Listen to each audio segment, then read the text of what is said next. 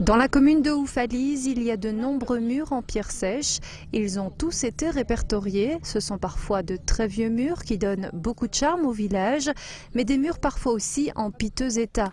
Pour les réparer ou pour en créer de nouveaux, ces stagiaires suivent une semaine de formation. Alors vous êtes là pourquoi? Je suis ici pour apprendre une technique qui est quand même ancestrale. Sur la commune de La Roche, on a beaucoup de murs en pierre sèche.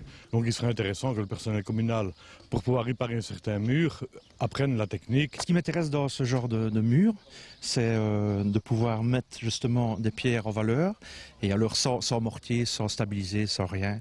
Donc voilà, et que les petites bêtes et les petites fleurs puissent retrouver leur habitat dans le temps, quoi. Vous n'êtes pas habitué à travailler comme ça?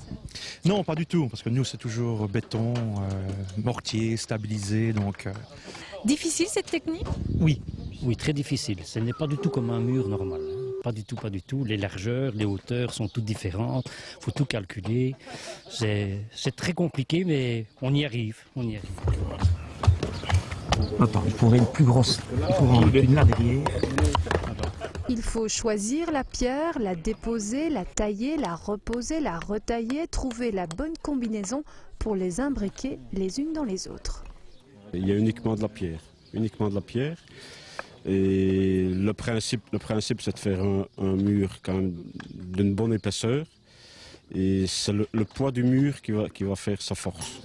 L'épaisseur dépendra de la hauteur du mur et des terres à soutenir derrière. Et pour vérifier si ça tient, ce n'est pas très compliqué. Ça tient bien. C'est le test en fait. C'est le test, à tout moment, on peut monter sur le mur, marcher, et le but c'est que ça ne bouge pas, et comme ça on peut continuer à monter nos pierres. Cette formation proposée par le groupe d'action locale du pays de Lourdes est une première, mais d'autres suivront. C'est la première des 3 qui sont prévues pour les professionnels. Sinon, des formations sont prévues pour les habitants et aussi pour les étudiants, en particulier l'Athénée de La Roche.